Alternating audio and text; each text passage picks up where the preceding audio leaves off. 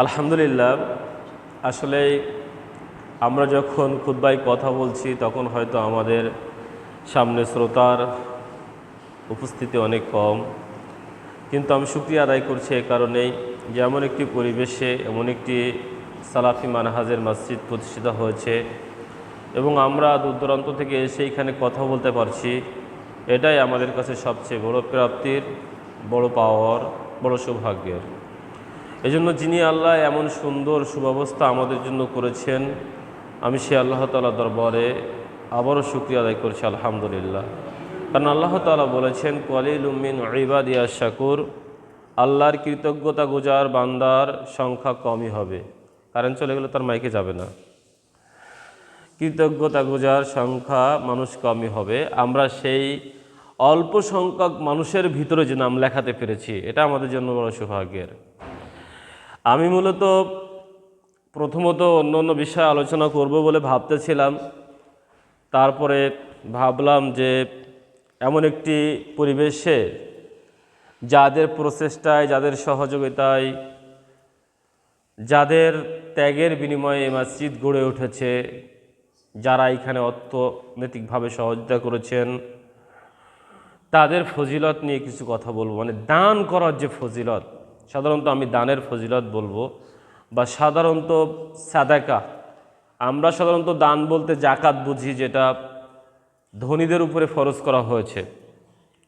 জাকাত তাদের উপরে ফরজ যাদের কাছে নিসাব পরিমাণ সম্পদ রয়েছে।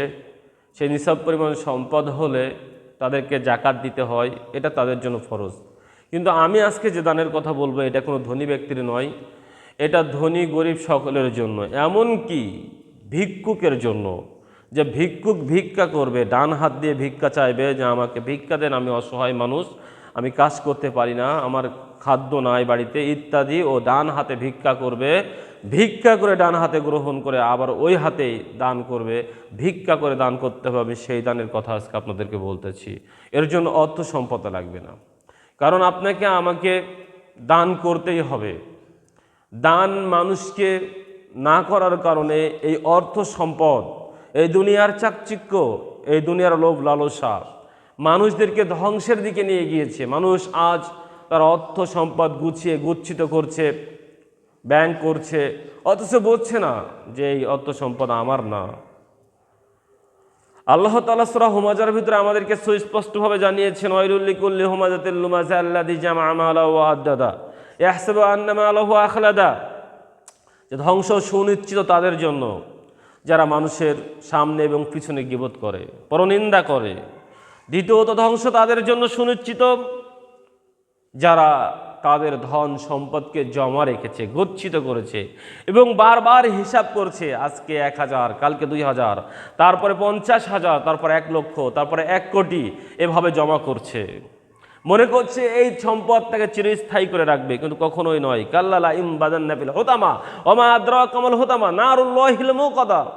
তাদেরকে এই ধন সম্পদ হুতামা নামক জাহান্নামে নিক্ষেপ করবে, চূর্ণ বিচূর্ণকারী জাহান্নামে নিক্ষেপ করবে।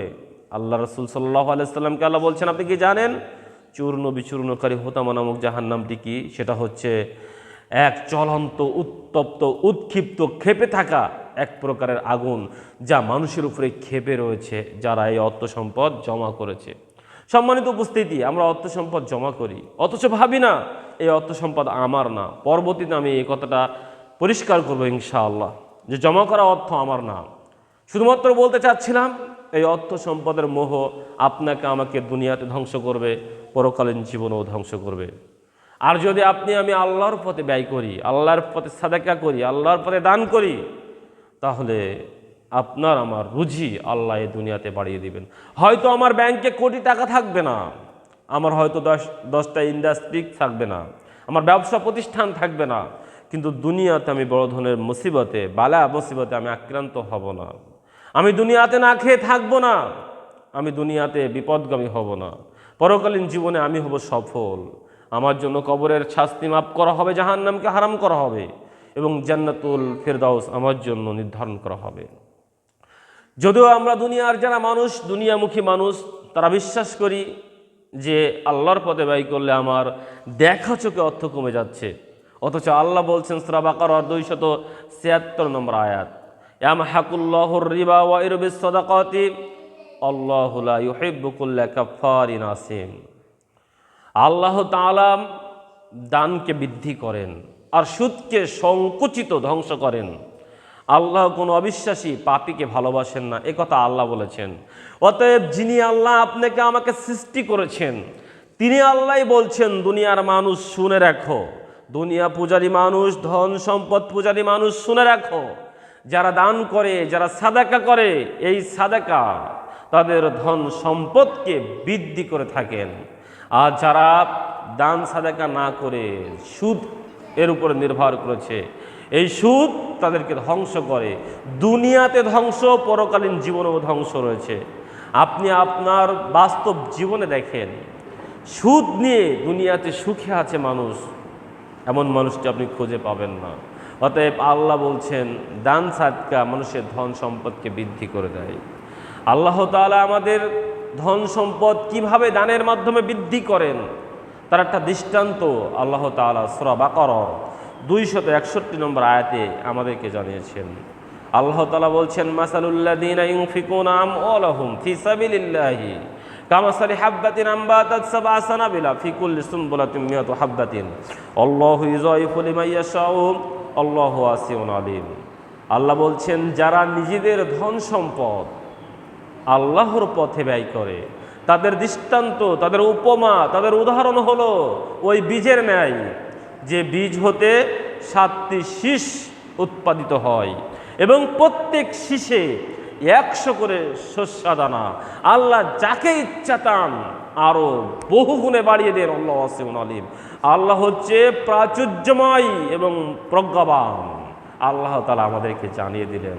সম্মানিত উপস্থিতি, আপনি আমি কৃষক পরিবারের ছেলে, আল্লাহ তাআলা যে উদাহরণ দিয়েছেন আপনি মনে করে নেন, আপনি একটা ধানের বীজ লাগিয়েছেন, ওই ধানের বীজ হতে 7টি শীষ উৎপাদিত হয়েছে এবং প্রত্যেকটি শীষে একটা একটা করে শস্যদানা রয়েছে।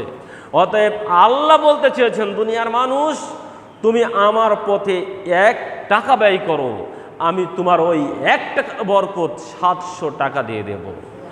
তুমি আমার পথে 1 টাকা ব্যয় করো, আমি শুধু 700 টাকা নয়, আমি চাইলে বহু গুণ বাড়িয়ে দেব। কত গুণ বাড়িয়ে দেব? লাখো গুণ, কোটি গুণ, বিলিয়ন বিলিয়ন গুণ আমি আল্লাহ বাড়িয়ে দিতে পারি। সেটা হয় দুনিয়াতে, না হয় পরকালে। সম্মানিত উপস্থিতি, আমি শুধু এখানে একটি কথা বলে রাখি, আপনি হয়তো আল্লাহর এই কথাকে অবিশ্বাস করবেন, আস্তাগফিরুল্লাহ। কারণ পরলৌকিক জীবনে আপনার এই দান যে আপনার উপকারে আসবে, দুনিয়াতে যেমন আপনাকে নিরাপত্তা দিবে, পরকালীন জীবনে আপনার এই দান উপকারে আসবে। শুধু একটা উপমা দিচ্ছি যে আপনার 1 টাকা কেমন করে 700 টাকা হবে বা তার চাইতেও বহু গুণে রূপান্তরিত হবে। নবী সাল্লাল্লাহু আলাইহি ওয়াসাল্লাম বলেছেন, মাউজু সাউতিন ফিল জান্নাতি খায়রুম মিনাদ দুনিয়া ওয়া মা ফিহা। জান্নাতে একটি চাবুক সমপরিমাণ জায়গা গোটা দুনিয়া এবং তার মধ্যে যত সম্পদ রয়েছে তা থেকে উত্তম। সুবহানাল্লাহ। অতএব আপনি জান্নাতে চাবুক মানে লাঠি সমপরিমাণ জায়গা ক্রয় করতে পারবেন না। আপনার ব্রাহ্মণবাড়িয়ার সম্পদ এ কথা কিন্তু রাসূল বলেননি, বাংলাদেশের সম্পদ এ কথা বলেননি, ভারত উপমহাদেশ, এশিয়া মহাদেশের সম্পদ এ কথা বলেননি। রাসূল সাল্লাল্লাহু আলাইহি ওয়াসাল্লাম বলেছেন, Iraq, Iran, Kuwait, Afghanistan, Singapore, Malaysia, চীন, জাপান, যুক্তরাষ্ট্র, কানাডা, এ জাতীয় যত ধনাঢ্য দেশ রয়েছে, গোটা পৃথিবী খয়রুম মিনাদ দুনিয়া ওয়া মা ফিহা, গোটা দুনিয়া এবং তার মধ্যে মানুষ জানে অথবা জানে না যত সম্পদ রয়েছে তা থেকে উত্তম হলো জান্নাতে একটি চাবুক সমপরিমাণ জায়গা। সুবহানাল্লাহ। এখন আপনি বলেন, আপনি জান্নাতে আপনার দেহটা রাখবেন, তাহলে আপনার দেহ রাখার জায়গার দাম কত? তাহলে আপনি কিসের বিনিময়ে পাবেন? আল্লাহ এই বরকত যখন ওখানে আপনাকে দেখাবেন, তখনই আপনি আল্লাহর জান্নাত পাবেন। সম্মানিত উপস্থিতি, এজন্য বলতে চাচ্ছিলাম, আল্লাহর পথে দান করতে হবে। দান করলে আল্লাহ বহু গুণে বাড়িয়ে দিবেন, দুনিয়াতে বাড়িয়ে দিবেন, পরলৌকিক জীবনে বাড়িয়ে দিবেন। সম্মানিত উপস্থিতি, আমাদেরকে আল্লাহর শুকরিয়া আদায় করতে হবে। আমরা যদি আল্লাহর শুকরিয়া আদায় করে আল্লাহ বাড়িয়ে দিবেন। কিভাবে বাড়িয়ে দিবেন? একটা দৃষ্টান্ত দিয়ে দিই। আপনাকে হাতে হাতে দিয়ে দিবেন যে আমি 100 টাকা দিলাম, 1 টাকা দিলাম, আল্লাহ আমাকে 700 টাকা ধরিয়ে দিলেন, আমি 1000 টাকা দিলাম, আল্লাহ আমাকে 70,000 টাকা ধরিয়ে দিলেন, এভাবে হাতে হাতে দিবেন না। আল্লাহ মাধ্যম করে আপনার এই নেকি ফজিলাত পৌঁছে দিবেন। যেমন একটা উপমা, যেটা মুসলিম মিশকাতের 1877 নম্বর হাদিসে রাসূল সাল্লাল্লাহু আলাইহি ওয়াসাল্লাম বলেছেন। আবু হুরায়রা রাদিয়াল্লাহু তাআলা আনহু বলেন, একদা এক ব্যক্তি এসে রাসূলকে বললেন, রাসূল সাল্লাল্লাহু আলাইহি ওয়াসাল্লাম এভাবে বর্ণনা করছেন যে একদা এক ব্যক্তি বিরল ভূমির মাঝখানে দাঁড়িয়েছিল, ফাঁকা মাঠে দাঁড়িয়েছিল। অতঃপর মেঘের মধ্য হতে একটা আওয়াজ আসলো, কেউ যেন মেঘকে বলছেন উমুকের বাগানে পানি দাও। তখন মেঘটা সরে গেল। আমি কিন্তু গল্প বলছি না, মুসলিম মিশকাতের 1877 নম্বর হাদিস বলছি। তখন ওই মেঘটা সরে গেল।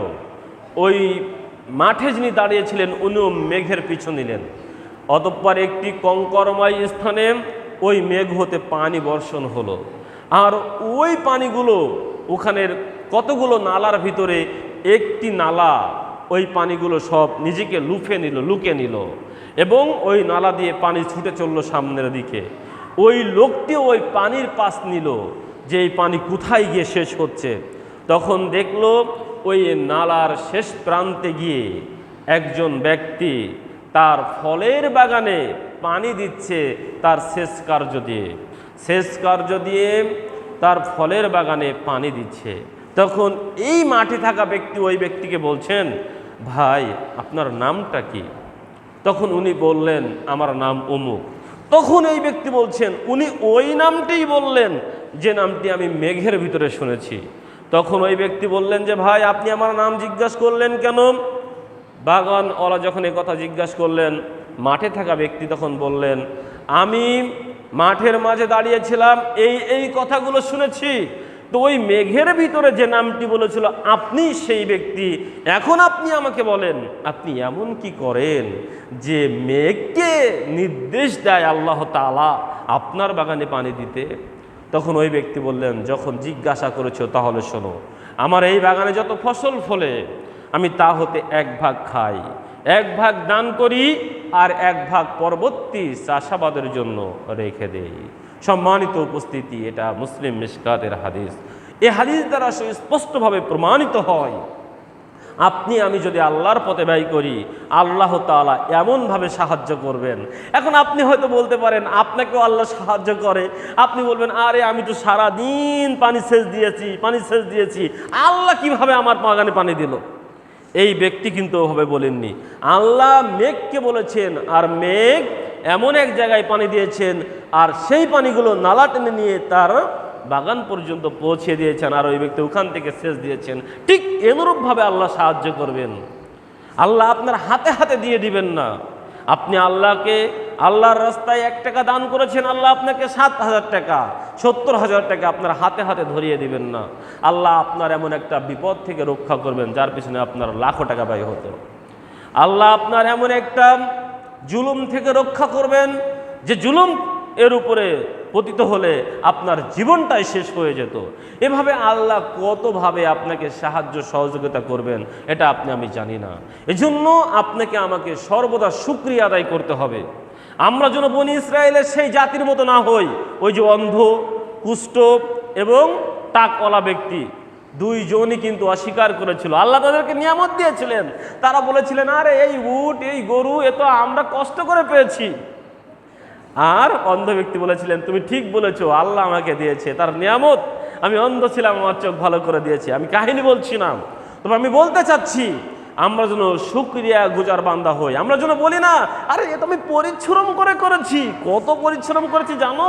এমনিতেই আমার ব্যবসা খাড়া হয়েছে, এমনিতেই আমি কোটিপতি হয়েছি, এমনিতেই আমি চাকরি পেয়েছি, আমি 30টা বছর অধ্যবসায় করেছি, আমি এই করেছি, আমার বাপ লাখ লাখ টাকা ব্যয় করেছে, আমাকে টিউশনি দিয়েছে, আমাকে আমেরিকাতে পাঠিয়েছে, আমাকে অস্ট্রেলিয়াতে পাঠিয়েছে, আমার এই মিল ফ্যাক্টরি এমনিতেই হয়নি। এভাবে যেন আপনি মনে করিয়েন না যে আপনার কারণেই আপনি এত বড় হয়েছেন। আল্লাহ যখন তখন আপনাকে ধ্বংস করে দিতে পারে, যেভাবে কারুনকে ধ্বংস করেছিল। সম্মানিত উপস্থিতি, এই জন্য আল্লাহ বলছেন সূরা ইব্রাহিমের 7 নম্বর আয়াত, ওয়া ইস্তাযিনা রাব্বাকুম লা ইন শাকারতুম লা আযীদান্নাকুম ওয়া লা ইন কাফারতুম ইন্না আযাবি লাশাদীদ। যখন তোমাদের রব তোমাদেরকে বললেন তোমরা শুকরিয়া আদায় করো, তাহলে তোমার নিয়ামত আল্লাহ বহু গুণে বাড়িয়ে দিবেন। আর যদি অকৃতজ্ঞ হও, অস্বীকারী হও, জেনে রাখো আল্লাহর শাস্তি, আল্লাহর পাকড়াও অত্যন্ত কঠিন হয়ে যাবে। সম্মানিত উপস্থিতি, অতএব আল্লাহ আপনাকে আমাকে শুকরিয়া আদায় করতে বলেছেন। আল্লাহ আপনাকে আমাকে যে নিয়ামত দিয়েছেন এর শুকরিয়া আদায় করতে হবে। আল্লাহ আপনাকে আমাকে যে চক্ষু দিয়েছেন, কর্ণ দিয়েছেন, হাত দিয়েছেন, পা দিয়েছেন, এই জবানি শক্তি দিয়েছেন। আজকের যে জবান রয়েছে বলে আপনার সামনে চিল্লিয়ে চিল্লিয়ে বক্তব্য দিচ্ছি, এই জবান যদি আমার না থাকতো আপনি আমাকে এখানে কোনোদিন দাওয়াত দিয়ে নিয়ে আসতেন না। এই ভাইটি অসুস্থ মানুষ, আসতে গিয়ে কতটা পরিশ্রম করে এখানে মসজিদে আসতে হয়েছে এই ভাইটি বুঝতে পেরেছে। আল্লাহ একটি নিয়ামত আপনাকে আমাকে দিয়েছেন, এই নিয়ামতের শুকরিয়া আপনি আমি কখনো আদায় করে শেষ করতে পারবো না। কখনো কি আপনি আমি আল্লাহর এই নিয়ামতের শুকরিয়া আদায় করার চেষ্টা করেছি? কখনো আদায় করিনি। আপনি আমি অসুস্থ মানুষ, এই অসুস্থ মানুষ আল্লাহ তো, আপনি বলছেন যে আমি অসুস্থ রয়েছি, আমি কই আল্লাহ আমাকে সুস্থ করছে না? হ্যাঁ, আল্লাহ আপনাকে যেখানে রেখেছে এখানে শুকরিয়া আদায় করেন। আল্লাহ আপনার এখান থেকে আরো অসুস্থ করতে পারত, আরো অসুস্থ করতে পারত, আল্লাহ তা থেকে বাঁচিয়েছেন। আপনি মনে রাখবেন আল্লাহ যা কিছু করে আল্লাহ কল্যাণের জন্য করে। আর আল্লাহর একত্ববাদী বান্দাম আল্লাহর সব কিছু মেনে নিয়ে আল্লাহর উপরে কৃতজ্ঞতা স্বীকার করে এবং মেনে নেয়, রাজি খুশি থাকে। এর বিনিময়ে আল্লাহ তাকে দুনিয়াতে মুক্তি দেন, পরকালেও মুক্তি দেন। সম্মানিত উপস্থিতি, এই জন্য যারা ধৈর্য ধারণ করে তাদের জন্য তো পরকালীন রয়েছে কি? প্রশংসালয়, বাইতুল হামদ, প্রশংসালয় থাকবে। যারা বিপদে পড়েও ধৈর্য ধারণ করে তাদের জন্য প্রশংসালয়। আর আল্লাহ তো জানিয়ে দিয়েছেন, ওয়ালানাবলুওয়ান্নাকুম বিশাইইম মিনাল খাউফি ওয়াল জুই ওয়া নাকসিম মিনাল আমওয়ালি ওয়াল আনফুসি ওয়াস সামারাত ওয়া বাশশিরিস সাবিরিন। আমি মানুষের জানমালের ক্ষতি করে, কষ্ট দিয়ে, ক্ষুধা দিয়ে, ভীতি দিয়ে ইত্যাদির মাধ্যমে আমি পরীক্ষা নিরীক্ষা করব। তাদের জানের ভয় থাকবে, তাদের মালের ভয় থাকবে, তাদের ক্ষুধার ভয় থাকবে, তাদের যন্ত্রণা থাকবে, তাদের ধন সম্পদ নষ্ট হবে। এর মধ্য দিয়ে আমি আল্লাহ কি করব? পরীক্ষা নিরীক্ষা করব। আর আপনি ধৈর্যশীলদেরকে সুসংবাদ প্রদান করুন। অতএব সর্ব অবস্থায় আমাদেরকে ধৈর্য ধারণ করতে হবে, আমাদেরকে আল্লাহর পথে ব্যয় করতে হবে। আমাদের অসুস্থতা থেকে মুক্তি পাওয়ার জন্য সবচেয়ে বড় ঔষধ হলো আল্লাহর পথে ব্যয় করা। কারণ নবী সাল্লাল্লাহু আলাইহি ওয়াসাল্লাম বলেছেন, দাউ মারযাকুম বিসসাদাকাতি, তোমরা তোমাদের অসুস্থ, তোমরা তোমাদের পীড়িত, দাউ মারযাকুম, তোমাদের ভিতরে যারা অসুস্থ রয়েছেন তাদেরকে চিকিৎসা করো। দাউ মারযাকুম বিসসাদাকাতি, সাদাকার মাধ্যমে, দান সাদকার মাধ্যমে। অতএব দান সাদকার মাধ্যমে আপনাকে আমাকে, আপনার আমার পীড়িতদেরকে চিকিৎসা করতে হবে।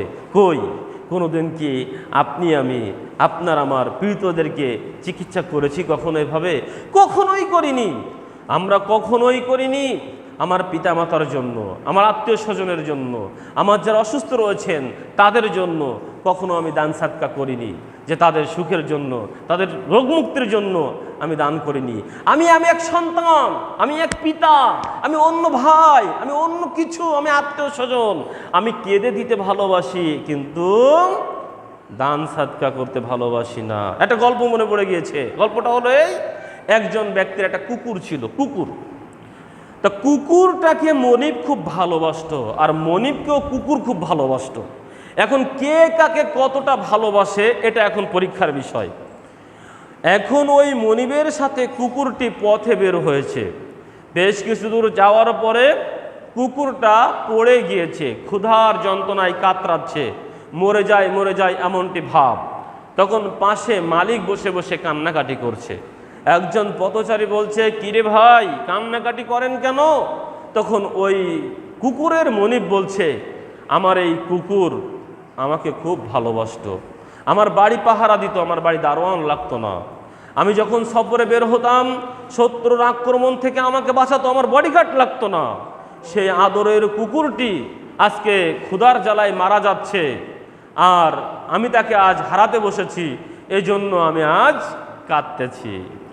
আমি এত কুকুরটাকে ভালোবাসি আর কুকুরও আমাকে এত ভালোবাসে, সেই আদরের ভালোবাসার জিনিস আজ হারাতে চলেছি, এই জন্য আমি কাঁদতেছি। তখন ওই ব্যক্তি বলছেন, পথচারী বলছেন যে আপনার যে একটা পুটলা দেখতেছি, এই পুটলার ভিতরে কি রয়েছে? তা বলছে আমার সফরের কিছু জিনিস রয়েছে। কি জিনিস?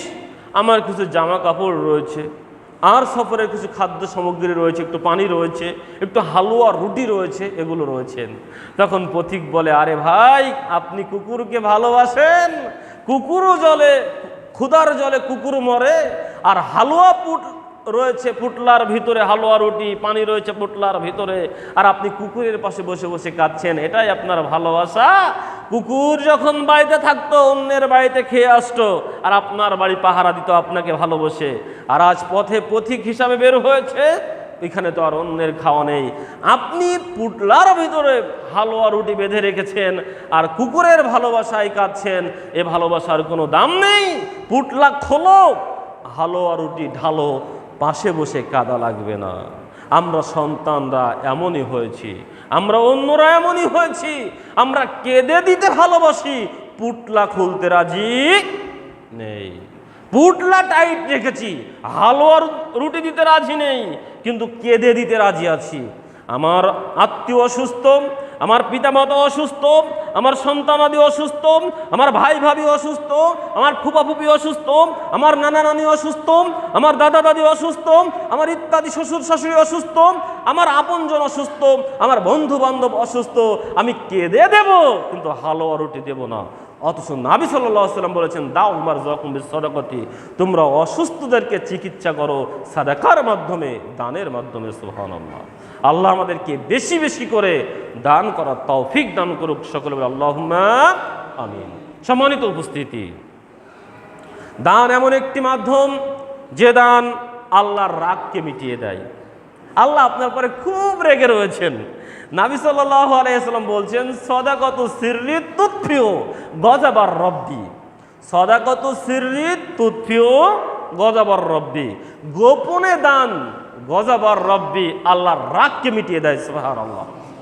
অতএব আল্লাহ আপনার উপরে খুব রেগে রয়েছেন, কোনো এক কাজ, কোনো এক কর্ম, কোনো এক কথার কারণে খুব রেগে রয়েছেন।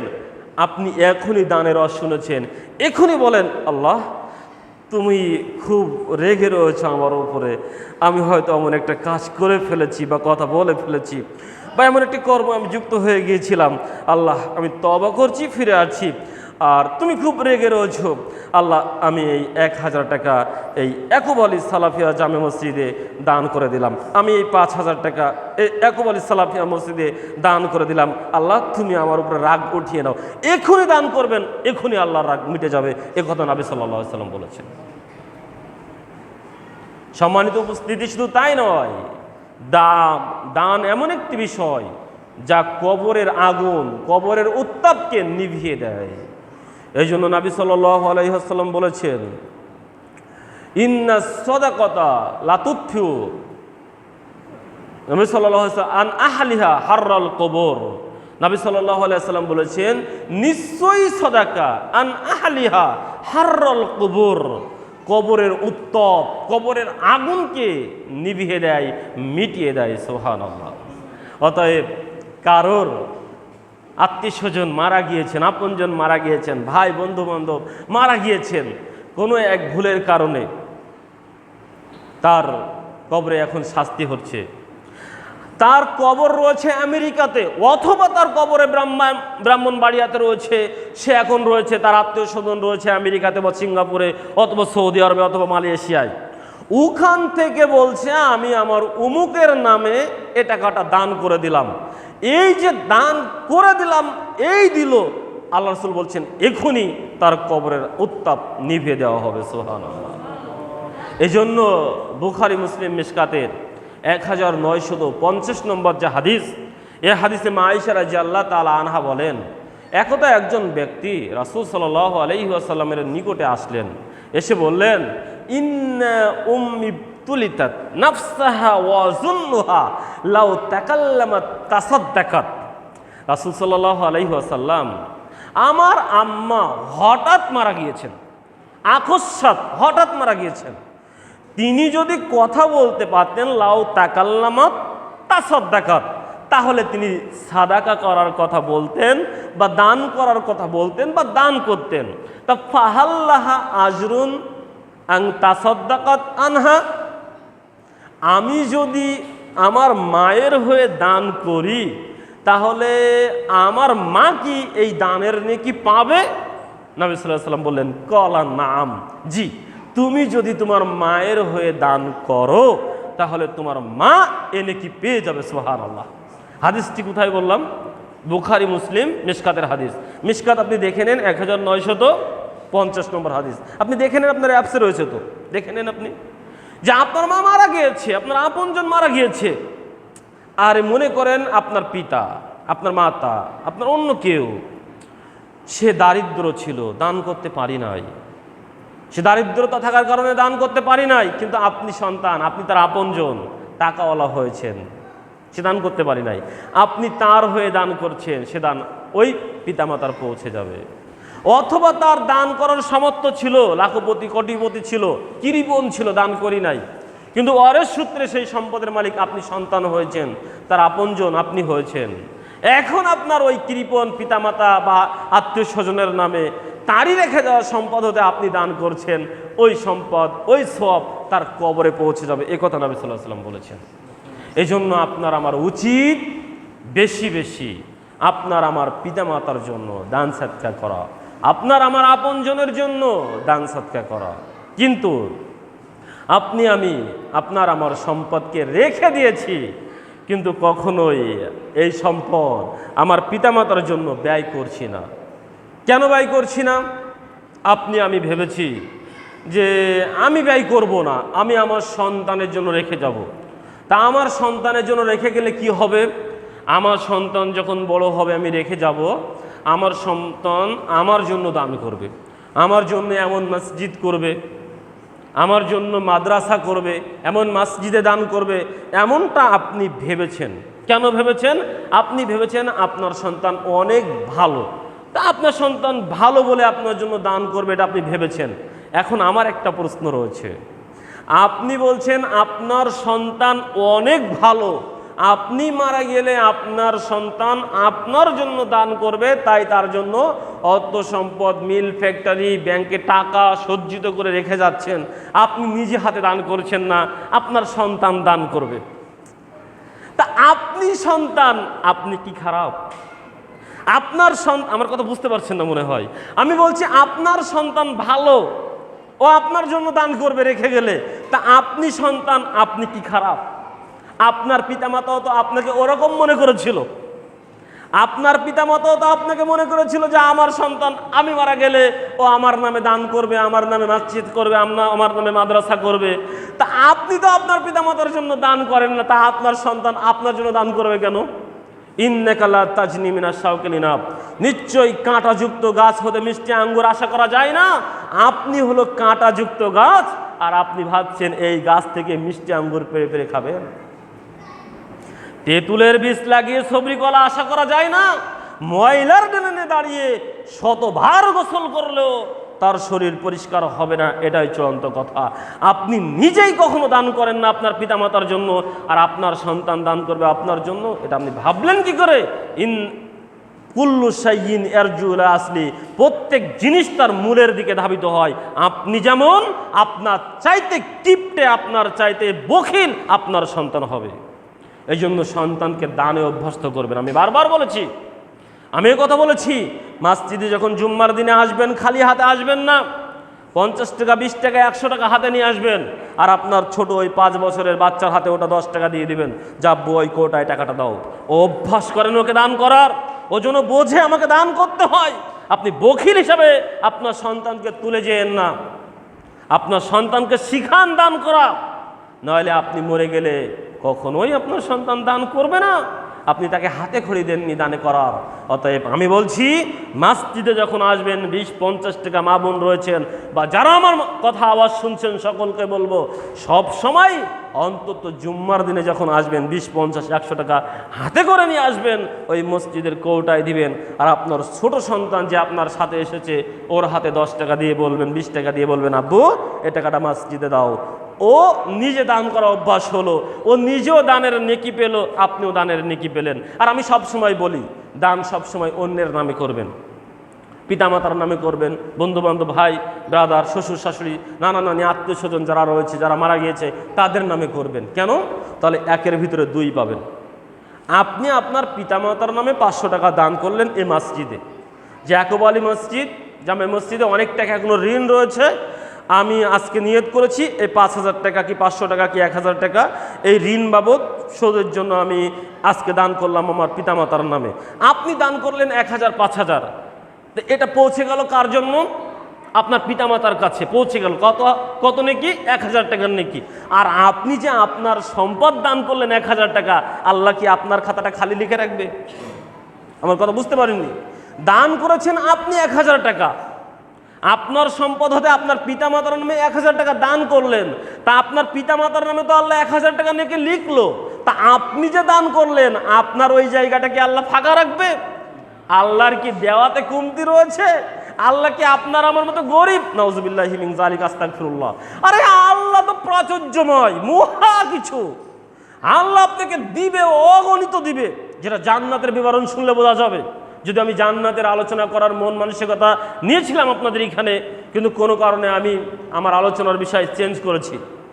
সম্মানিত উপস্থিতি, অতএব বলছিলাম দান করবেন পিতামাতার নামে, মৃত পিতামাতার নামে, আত্মীয় স্বজনের নামে, তাহলে তারাও পাবে, আপনিও পাবেন, আর আপনার সন্তানকে দানের অভ্যাস করে তুলবেন।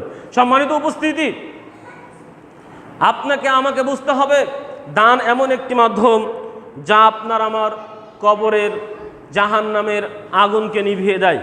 এই জন্য মুআয ইবনে জাবালকে রাসূল সাল্লাল্লাহু আলাইহি ওয়াসাল্লাম বলছেন, মুআয ইবনে জাবাল, আমি তোমাকে কি একটা কল্যাণের কথা বলবো না? কুলতু বালা ইয়া রাসূল সাল্লাল্লাহু আলাইহি ওয়াসাল্লাম। বলুন। আস-সাওমু জুন্নাতুন, সওম হচ্ছে জাহান্নাম থেকে বাঁচার ঢাল।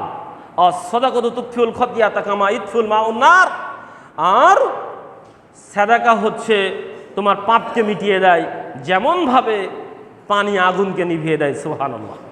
তিরমিজি মিশকাতের 29 নম্বর হাদিস। অতএব সাদাকা তোমার এমন একটি মাধ্যম, তোমার পাপকে একেবারে মিটিয়ে দিবে। কেমনভাবে? নবী উদাহরণ দিয়েছেন, যেমনভাবে আগুনকে নিভিয়ে দেয় কি? পানি। এই যে আমি এই জন্য বলি, দান হলো আপনার ফায়ার সার্ভিস ট্যাঙ্কির কি? পানি। যত বেশি দান করবেন আপনার ফায়ার সার্ভিস ট্যাঙ্কিতে তত বেশি পানি জমা হবে। ওই যে আপনি শোনেন না, অমুক জায়গায় আগুন লেগেছে, কিন্তু পানির সুব্যবস্থা থাকার কারণে অতি দ্রুত আগুন নিয়ন্ত্রণ করা সম্ভব হয়েছে। মানে পানির পর্যাপ্ত ব্যবস্থা ছিল, এজন্য আগুন দ্রুত নিয়ন্ত্রণ হয়ে গিয়েছে, ক্ষতি খুব একটা হয় নাই। আবার একটা নিউজ শুনবেন, অমুক জায়গায় আগুন লেগেছে, 3 দিন ব্যাপী ফায়ার সার্ভিসের এতগুলো ইউনিট চেষ্টা করছে, আগুন নিয়ন্ত্রণ এখনো সম্ভব হয়নি, কারণ যথেষ্ট পরিমাণ পানি স্বল্পতার কারণে। অতএব পানি যদি যথেষ্ট পরিমাণ থাকে, আগুন লেগে গেলেও নিয়ন্ত্রণ করা সম্ভব। দান হলো আপনার ফায়ার সার্ভিস ট্যাঙ্কির পানি। আপনি যত বেশি দান করবেন তত বেশি আপনার ফায়ার সার্ভিস ট্যাঙ্কিতে ওই লিকুইড পানি, দানের নেকি জমা হবে। কিয়ামতের মাঠে যখন আপনার জন্য জাহান্নাম নির্ধারণ হবে কোনো এক আমলের কারণে, তখন তো আপনার ওই ফায়ার সার্ভিস ট্যাঙ্কিতে কি রয়েছে? দানের লিকুইড রয়েছে, দানের পানি রয়েছে। আল্লাহ এটাকে ব্যবহার করবেন আর জাহান্নামকে আপনার উপরে হারাম করবেন। এই জন্য তো বুখারীর 1417 নম্বর হাদিস, বুখারীর 1417 নম্বর হাদিস, রাসূল সাল্লাল্লাহু আলাইহি ওয়াসাল্লাম বলছেন, আদি ইবনে হাতিম রাদিয়াল্লাহু তাআলা বর্ণনা করেছেন, ইত্তাকুন নার ওয়ালাউ বিশিক্কি তামারাতিন, সঙ্গী সাথী দুনিয়ার মানুষ, তোমরা জাহান্নামের আগুন থেকে বাঁচো। খেজুরের গায়ে একটা ছাল রয়েছে, এই ছাল সমপরিমাণ দান করে হলেও, খেজুরের গায়ে একটা ছাল রয়েছে, এই ছাল সমপরিমাণ দান করে হলেও তোমরা কি করো? জাহান্নামের আগুন থেকে বাঁচো। অতএব জাহান্নাম থেকে বাঁচার সবচাইতে বড় প্ল্যাটফর্ম হলো দান। সেটা খেজুরের সমপরিমাণ হলেও, খেজুরের গায়ের ছাল সমপরিমাণ হলেও আপনাকে করতে হবে। এই জন্য আলোচনার শুরুতে বলেছিলাম, আজকে যে দানের কথা বলছি এটা কোটিপতির জন্য নয়, এটা লাখপতির জন্য নয়, এটা হাজারপতির জন্য নয়, এটা ভিক্ষুকের জন্য বলছি। যিনি ভিক্ষা করে বলবেন, আমি অসহায় মানুষ, আমাকে সাহায্য করেন, ভিক্ষা চেয়ে অন্যের কাছ থেকে 1 টাকা নেবেন, 10 টাকা নেবেন, আর ওভাবেই আবার তা থেকে 5 টাকা দান করে দিবেন, এই দানের কথা বলছি আজকে। খেজুরের সমপরিমাণ দান করে হলো জাহান্নামের আগুন থেকে বাঁচতে হবে, এটা আপনি মাথায় রেখেন। জাহান্নাম থেকে বাঁচার সবচেয়ে বড় প্ল্যাটফর্ম হলো দান। আর মানুষ জন্মগ্রহণ করেছে দান করার জন্য। মানুষ দুনিয়াতে ইনকাম করবে শুধুমাত্র দান করার জন্য, আর অন্য কোনো কারণে নয়, আর অন্য কোনো কারণে নয়। এই জন্য আমি আপনাকে বলি, আপনি একটা কি করেন, লাইফ ইন্স্যুরেন্স করেন। একটা লাইফ ইন্স্যুরেন্স করেন। আপনি হয়তো বলবেন, হুজুর আবার কোন লাইফ ইন্স্যুরেন্সের এজেন্ট হয়ে আসলো, আল্লাহ ভালো জানে। হ্যাঁ, আমি একটা লাইফ ইন্স্যুরেন্সের এজেন্ট হয়ে আপনাদের মাঝে এসেছি এবং সকলকে, আপনারা যারা এখানে উপস্থিত রয়েছেন, মা বোন যারা শুনছেন, সকলকে বলবো লাইফ ইন্স্যুরেন্স করেন। দৈনিক, সাপ্তাহিক, মাসিক, বাৎসরিক, যে কোনো একটা লাইফ ইন্স্যুরেন্স করেন। সেই লাইফ ইন্স্যুরেন্সের ফজিলত আগে বলি। লাইফ ইন্স্যুরেন্সের ফজিলত কি? যদি আপনি আজকে খুলে মারা যান, তাহলে আপনি 10 বছরে যে টাকা জমা রাখতেন তার দ্বিগুণ পেয়ে যাবেন। যে বলা হয় আপনি 500 টাকা করে রাখেন প্রতি মাসে, তাহলে বছরে 6000 টাকা, 10 বছরে 60,000 টাকা। তা আজকে আপনি 500 টাকার মাসিক কিস্তি খুলে কালকে মারা গিয়েছেন, তা লাইফ ইন্স্যুরেন্স সুবিধা হলো মারা গেলে আপনি 500 টাকা দিয়ে মারা গেছেন, আপনি 1,20,000 টাকা পেয়ে যাবেন। এটা আমাদের দেশের লাইফ ইন্স্যুরেন্সের একটা ফজিলত, যদিও কেউ পায় কিনা আমি জানি না। আমার এক চাচা করেছিল, সে বলছে আমি 10 বছর দিয়েছি 60,000 টাকা, মারা তো যায় নাই, তবে আমার টাকা দিয়েছে 62,000 টাকা 10 বছর পরে, মানে 2,000 টাকা বেশি হয়েছে। আমি এই দুনিয়ার প্রতারক লাইফ ইন্স্যুরেন্সের কথা বলছি না, আমি বলছি আল্লাহর লাইফ ইন্স্যুরেন্সের কথা। আপনি নিয়ত করেন যে আজ থেকে প্রতিদিন 10 টাকা 20 টাকা করে দান করব। আমি একটা ব্যক্তি, আমার একটু সামান্য কথা বলি, আমি তেমন কিছু করি না, তবে আমি যখনই কোথাও মাগরিবের সালাত আদায় করি সেখানে 10 টাকা দান করি। আমার প্রতিদিনের কন্টিনিউ 10 টাকা দানের একটা অভ্যাস আমি গড়ে তুলেছি, আলহামদুলিল্লাহ। আমি নিয়ত করেছি যে 10 টাকা করে দেবো। আমি হিসাব করেছি 10 টাকা করে দান করলে বছরে 3,600 টাকা দান হয়। কিন্তু আমি ভেবেছি আল্লাহ আমাকে বলবে, এই তোমাকে একটা খুতবা দিতে হবে অমুক জায়গায় গিয়ে, ও দেখবে ওখানে আমাকে 5,000 টাকা দিয়ে দিয়েছে, বা অমুক যে একটা মাহফিলে তোমাকে যেতে হবে, ওখানে আমাকে 10,000 টাকা 15,000 টাকা দিয়ে দিয়েছে। আরে নাই দিক, আল্লাহ কোনো এক বিপদ থেকে আমাকে বাঁচিয়ে দিয়েছে যেখানে আমাকে 10,000 টাকা লাগতো। কিন্তু আমি প্রতিদিন দান করছি 10 টাকা, আর বছরে আমার কত হচ্ছে 3,600 টাকা। আল্লাহ আমাকে লাখো টাকার বিপদ থেকে হেফাজত করবেন। সম্মানিত উপস্থিতি, এই জন্য বলবো আল্লাহর জন্য লাইফ ইন্স্যুরেন্স করেন। সেটা হতে পারে দৈনিক, সেটা হতে পারে সাপ্তাহিক জুম্মার দিন, সেটা হতে পারে মাসিক, সেটা হতে পারে বাৎসরিক। আর এই লাইফ ইন্স্যুরেন্স করলে এখানে কোনো প্রতারণা নেই। আল্লাহ কিভাবে দিবেন? আমাদের দুনিয়াবি লাইফ ইন্স্যুরেন্স হলো 10 বছর দিলে দ্বিগুণ, আর আল্লাহর লাইফ ইন্স্যুরেন্স কিভাবে হবে সেটা আপনাকে বলি। সাঈদ ইবনে আসার রাদিয়াল্লাহু তাআলা রাহিমাহুল্লাহ আলাইহি তিনি বলেন, সামিতু আবু হুরায়রা রাদিয়াল্লাহু তাআলা আনহু, আমি আবু হুরায়রা রাদিয়াল্লাহু তাআলা আনহুকে বলতে শুনেছি, ক্বালা রাসূলুল্লাহ সাল্লাল্লাহু আলাইহি ওয়াসাল্লাম, রাসূল সাল্লাল্লাহু আলাইহি ওয়াসাল্লাম বলেছেন, মা তাসাদ্দাকা আহাদুন বিসাদাকাতিন মিন তাইয়িবিন, যখন কোনো ব্যক্তি তার পবিত্র বস্তু হতে আল্লাহর পথে সাদাকা করে, লা ইয়াকবালুল্লাহু ইল্লা তাইয়িবান, আল্লাহ পবিত্র বস্তু ছাড়া গ্রহণ করেন না, ইল্লা আখাযার রহমানু বিয়ামিনিহি ওয়া ইন কানাত কাফরাতান তারবু ফি কাফির রহমানি ওয়া ইন কানাত তারবু কাফাতার রহমানি, আল্লাহ তাআলা ওই জিনিসটা ডান হাত দিয়ে গ্রহণ করেন, যেমন হাত্তা তাকুনা আযমা মিনাল জাবালি, এবং ওটা ডান হাতে গ্রহণ করে আল্লাহ ওটাকে বাড়াতে থাকেন। তোমরা দান করলে কি, ওয়া ইন কানাত তামরাতান তারবু ফি কাফির রহমানি, তুমি দান করলে তামরাতান খেজুর সম পরিমাণ, আর আল্লাহ ওটা বাড়াতে কি করছে, হাত্তা তাকুনা আযমা মিনাল জাবালি, আল্লাহ ওটাকে বাড়িয়ে বিশাল পাহাড় করে ফেলছে। খেজুর পরিমাণ দান করেছেন, আর আল্লাহ ওটা কি করছে, আযমা মিনাল জাবালি, শুধু পাহাড় নয়, আযমা বিশাল পাহাড় করছে। এবার আমাদের নবী বলছেন, কামা ইউরাব্বি আহাদুকুম ফালুহু ওয়া ফাসিলুহু, যেমন তোমাদের মধ্যে কেউ তাদের উটের বাচ্চা এবং গাভীর বাচ্চাকে লালন পালন করতে করতে বড় করে, একটা থেকে দুইটা, দুইটা থেকে চারটা, তা থেকে 100টা, তা থেকে 1000টা, এভাবে করতে করতে বিশাল খামার করে ফেলায়, অনুরূপভাবে আল্লাহ এই ছোট্ট খেজুর সমপরিমাণ দানকে বাড়াতে বাড়াতে বাড়াতে পাহাড় থেকে পাহাড় করে ফেলবে। এটা বুখারীর হাদিস। বুখারীর কত নম্বর হাদিস? 7430 নম্বর হাদিস। এ কথা নবী সাল্লাল্লাহু আলাইহি ওয়াসাল্লাম বলেছেন। অতএব আপনি দান করবেন খেজুর, এই লাইফ ইন্স্যুরেন্স আপনি প্রত্যেক মাসে প্রত্যেক জুম্মায় আপনি নিয়ত করেছেন ইয়াকুব আলী মসজিদে আমি আসবো, 100 টাকা নিয়ে আসবো। মা বোনদের বলছি প্রতিদিন 2-10 টাকা রাখবেন। জুম্মার দিনে যখন আসবেন মসজিদে এসে 100 টাকা 200 টাকা রেখে চলে যাবেন। এই নিয়ত করেন, কিয়ামতের মাঠে দেখবেন ওটা পাহাড় থেকে পাহাড় হয়ে রয়েছে। যখন আপনি জাহান্নামে যাচ্ছেন আপনার কিচ্ছু নেই, আল্লাহ বলবে আমার আছে তোমার নেকি রয়েছে, ওই দেখো দানের নেকি, পাহাড় পাহাড় দান করেছো তুমি। ব্যক্তি বলবে আল্লাহ এত দান কবে করলাম, আমার মতো মানুষ তো এত দান করিনি, আমি এত সম্পদের মালিক কখনো হইনি।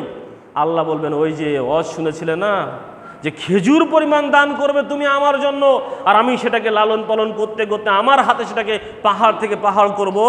ওই আলোচনার পর থেকে যে তুমি দান করা অভ্যাস করেছিলে ছোট ছোট করে, আমি ওটাকে পাহাড় থেকে পাহাড় করেছি, ওটা গ্রহণ করো এবং জান্নাতে হও। সুবহানাল্লাহ। সম্মানিত উপস্থিতি, কথায় কথা বেড়ে যাচ্ছে।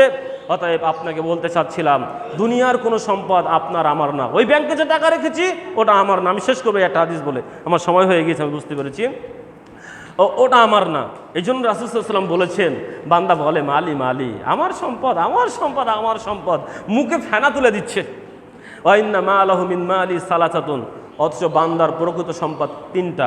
এক, মা কালা ফাবনা আওলা বিসা ফাবলা আতা ফাক্তানা, যা সে খেয়েছে শেষ করেছে, যা সে পড়েছে শেষ ছেড়ে ফেলেছে, যা সে আল্লাহর পথে ব্যয় করে নিজের অ্যাকাউন্টে জমা করেছে। আপনি যেটা খেয়েছেন না ওটা আপনার। ফ্রিজে যে রেখে এসেছেন না একটা বড় মাছ, ইলিশ মাছ, ভেটকি মাছ, মাংস, এখনও পর্যন্ত কুরবানির গোশত রেখে দিয়েছেন, কবে খাবেন মনে করেছেন, ওটা আপনার না, এখনই মারা গেল, ওটা শেষ। যেটা আপনি পরেছেন না, এই ময়লা করেছেন, এটা করেছেন, এটা আপনার। একটা ওই যে কাপড় কিনেছেন না, কোনো এক অনুষ্ঠানের দিন পরবেন, 5,000 টাকা দিয়ে কিনেছেন, এখনও পরিননি, ওটা আপনার না। যা খেয়েছেন ওটা আপনার, যা ফুরিয়ে ফেলেছেন, যা পরেছেন ছিঁড়েছেন ওটা আপনার, আর ওইটা আপনার যেটা আপনি দান করেছেন আল্লাহর জন্য, এটাই মূল আপনার। এই অ্যাকাউন্টটা আপনার। আপনার যে ওই ব্রাহ্মণবাড়িয়ার অ্যাকাউন্টে 1 কোটি টাকা আছে, 5 কোটি টাকা আছে, 5টা ফিলিয়ার্ড আছে ঢাকাতে, 10টা বাড়ি রয়েছে, 3টা মিল ফ্যাক্টরি রয়েছে, ইত্যাদি ইত্যাদি রয়েছে, একটা বিশ্বাস করুন এগুলো কোনোটাই আপনার না। ওমা সিওয়া জালিকা, নাবি বলছেন ওমা সিওয়া জালিকা ফাহুয়া জাহিবুন ওয়া তারিকুহু লিন্নাস, এই সম্পদ বাদে আর যা রয়েছে সব সে অন্যদের জন্য, মানুষের জন্য, ওয়ারিসদের জন্য রেখে চলে আসবে। বুখারী মুসলিম মেশকাতের 5166 নম্বর হাদিস আপনি দেখে নিন। অতএব আপনার অ্যাকাউন্ট ওটাই যেটা আপনি দান করেছেন। আপনি যে টাকা দান করেছেন ওটা আপনার অ্যাকাউন্ট। এই নিজের অ্যাকাউন্ট কেউ বোঝে না, সব পরের অ্যাকাউন্টে টাকা জমা করে, সব পরের অ্যাকাউন্টে টাকা জমা করে। আর সেই টাকা নিয়ে পরবর্তীতে মারামারি কাটাকাটি, এমনকি 3 দিন 4 দিন হয়ে যায়, বাপের লাশ মায়ের লাশ, হ্যাঁ, মৃত্যু হয় না। ওই দেখেছি তো একটা মা 7 দিন না 15 দিন পড়ে আছে, ছেলে কি সচিবালয়ের কি ইত্যাদি ইত্যাদি, আমার মনে নেই এমন কিছু। তারপরে দেখলাম এক বাবের লাশ 3 দিন হয়ে গেছে, সন্তানরা টানা হেঁচড়া করছে, মাটি দিতে দিবে না। এই যে আপনি পরের অ্যাকাউন্টে টাকা রেখেছেন, বাড়ি করেছেন পরের অ্যাকাউন্ট, আপনার অ্যাকাউন্ট, যে অ্যাকাউন্টে আপনার ছেলে হাত দিবে না, আপনার মেয়ে হাত দিবে না, আপনার স্ত্রী হাত দিবে না, আপনার ভাই হাত দিবে না, আপনার বাপ হাত দিবে না, এই দেশের রাজা হাত দিবে না, বিশ্বের কোনো শক্তিশালী সম্রাট বলে দাবি করে যে সেও ওই অ্যাকাউন্টে হাত দিতে পারবে না, ওটা আপনার অ্যাকাউন্ট। সেই অ্যাকাউন্টটা ভুলে গিয়েছেন, ওই অ্যাকাউন্টে টাকা আপনি জমা করেন না। সম্মানিত উপস্থিতি, সময় শেষ হয়ে গিয়েছে, আমি কথা গুটিয়ে নিলাম। অতএব আপনাকে বলছিলাম আসুন আমরা নিজের অ্যাকাউন্টের কথা চিন্তা করি, পরের অ্যাকাউন্টের কথা ভাবেন না যে ওই অ্যাকাউন্টে আমার 1 কোটি টাকা রয়েছে, ওই অ্যাকাউন্টটা আপনার না, নামটা শুধু আপনার ব্যবহার করেছে নমিনি হিসাবে, লোকটা মালিকটা অন্য কেউ। আর আপনার অ্যাকাউন্ট যেখানে আপনার নাম লেখা রয়েছে, যে অ্যাকাউন্টে টাকা তোলার ক্ষমতা, চেক শুধুমাত্র আপনার সই দিয়েই উঠবে, ওটা হলো আপনি যা দান করেছেন ওটাই। অতএব আজকে থেকে নিয়ত করুন, যারা এই আলোচনা শুনছেন, এই মসজিদটা এখানে হয়েছে আলহামদুলিল্লাহ, কত সংগ্রামের মধ্য দিয়ে এই মসজিদ হতে হয়েছে, এই পরিবেশে একটা মসজিদ হয়েছে আলহামদুলিল্লাহ।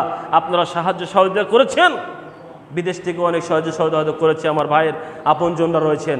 আজকেও আপনাদের প্রতি অনুরোধ করছি, আমি শুনলাম মসজিদটা অনেক ঋণ রয়েছে এখনও, অনেক ঋণ রয়েছে এখনও।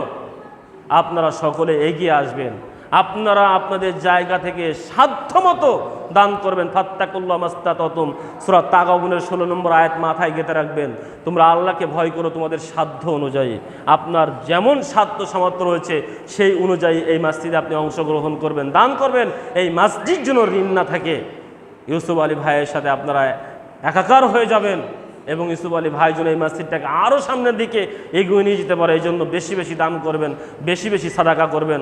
আল্লাহ আপনাকে আমাকে বেশি বেশি দান করার তৌফিক দান করুক, নিজের অ্যাকাউন্টকে ভারী করার তৌফিক দান করুক, পরলৌকিক জীবনে জাহান্নাম থেকে বাঁচার ব্যবস্থা করে দিক, পরলৌকিক জীবনের জন্য আমরা কবরের আযাব মাফ করে নিতে পারি, জাহান্নামকে হারাম করে নিতে পারি এবং জান্নাতুল ফেরদৌসের মেহমান হতে পারি।